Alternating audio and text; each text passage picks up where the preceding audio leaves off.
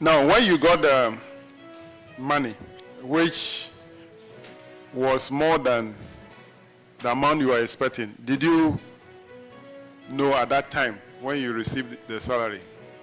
No, please. When I got the money, I thought it was my money until the auditors came in. Like we say in local settings, you have chopped the money. Mr. Samson. Yes, please. You've chopped the money. Yes, boss. I see. And that was how a school teacher admitted to chopping 15,000 Ghana cedis at a Public Accounts Committee of Parliament meeting when the matter, which had been flagged in the Auditor General's report, came up for hearing. Welcome to graphic.com.gh, and from the Graphic Online TV newsroom, this is the news in brief.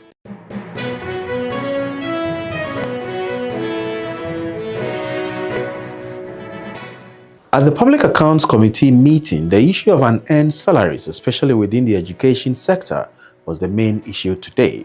For Emmanuel Samson, the Principal Superintendent at the Ghana Education Service in the Gomoa West District of the Central Region, the manner in which he admitted to being aware that he had been overpaid and still went ahead to chop the money cracked the gathering at the parliamentary meeting. Emmanuel Samson admitted to spending 15,000 Ghana cedis of unearned salary during his appearance. He had been paid a total of 46,735.09 Ghana cedis within 2 years from October 2017 to October 2019, instead of the total of 30,763.71 Ghana cedis. Samson teaches at a coupon number 1 DAJHS, and he told the committee that he had already spent the extra 15,000 Ghana cedis before realizing the overpayment. He acknowledged his obligation to repay and made 2 initial payments. However, due to financial difficulties, he said he was unable to complete the repayment. He has pledged to repay the remaining balance using an investment worth 18,000 Ghana cedis, which he has set aside. Mr. Samson. Yes, please. You've chopped the money. Yes, boss. I see. All right, so we are grateful for your sincerity. You agreed to pay 500 cedis a month. Yes, please. At a point, you stopped in paying. What is the challenge with that? Once you have agreed to pay.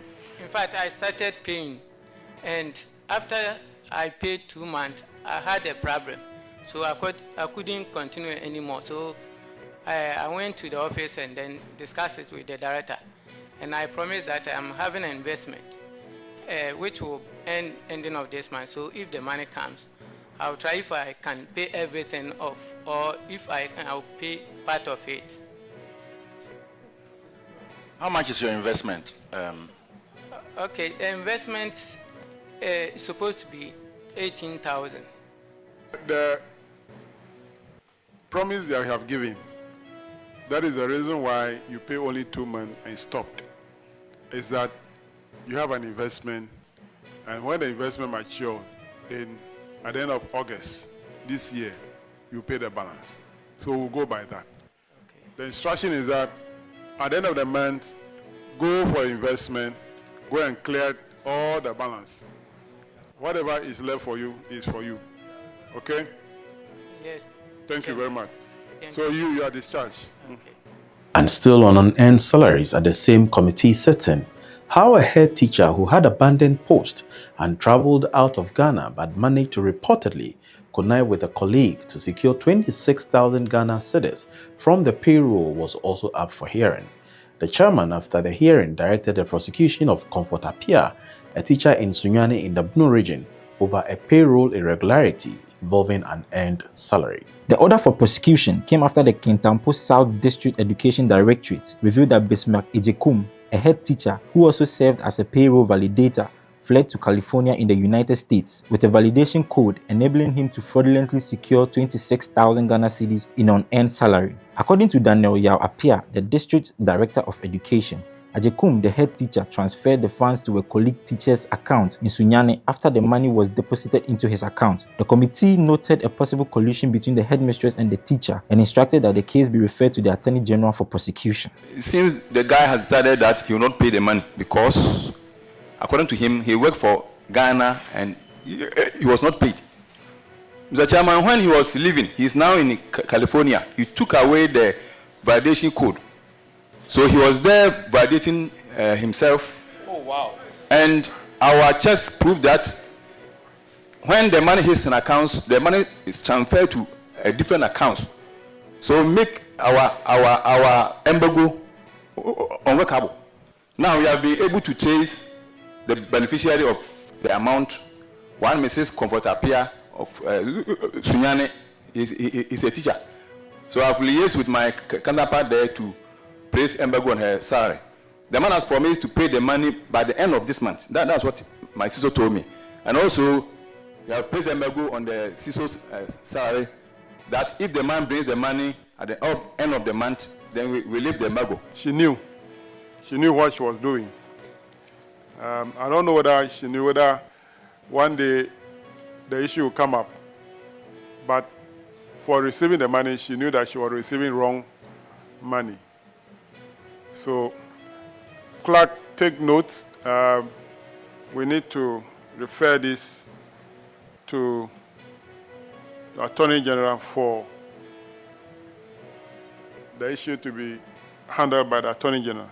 And before we go, the Public Accounts Committee also sharply criticized the Controller and Accountant General's Department for its failure to recover 61 billion Ghana cedis in state funds that remain locked with various companies and state institutions across the country. The PAC's concerns were raised during a recent session in Parliament, where members reviewed the 2023 Auditor General's report on the public accounts of Ghana, focusing on public boards, corporations, and other statutory institutions. The report disclosed that out of the 61 billion Ghana cedis owed to the state, only 46 million Ghana cedis has been retrieved so far, leaving a significant amount uncollected. The Auditor General's report recommended that the CAGD implement a more effective tracking system to ensure that all financial transfers are accurately recorded and easily traceable. This would aid in the recovery of outstanding funds and prevent further losses. The auditors have quoted a gargantuanly colossal amount of 61 billion 139 million 796,531 Ghana cedis. According to the auditors, these loans have remained in government books without any evidence of an effective recovery plan or policy to retrieve the said amount for GOG. The auditors have urged Controller and Accountant General to, as a matter of agency, adopt a structural approach to the recovery of the debt from the debtors without any delay. They also advise the Controller and Accountant General to consider seeking approval from Parliament to write off the debt of covered entities which are found to be insolvent from the books. What action have you taken with regards to these recommendations? Thank you, Mr. Chairman. Mr. Chairman, there's a committee to that effect, and as at the end of last year, the committee was able to get the details of some of the complaints from Register of Companies, and as at 31st, we've been able to recover 46 million, and the process is ongoing. We are also looking at where we are going to make a recommendation for a write-off for those insolvent companies. Thank you. Well, the auditors believe that you have not done a good job. And I want to agree with them. Because the percentage that you have retrieved from the amount involved clearly cannot be encouraging. If it's an exam, you would have failed woefully. Controller, I really didn't think you would try to defend this. No Ghanaian listening to this would be convinced. 63 billion. And what we have collected is not even up to 1%. No Ghanaian listening to this will be convinced. Thanks for watching. My name is Enoch Dafa Frimpong.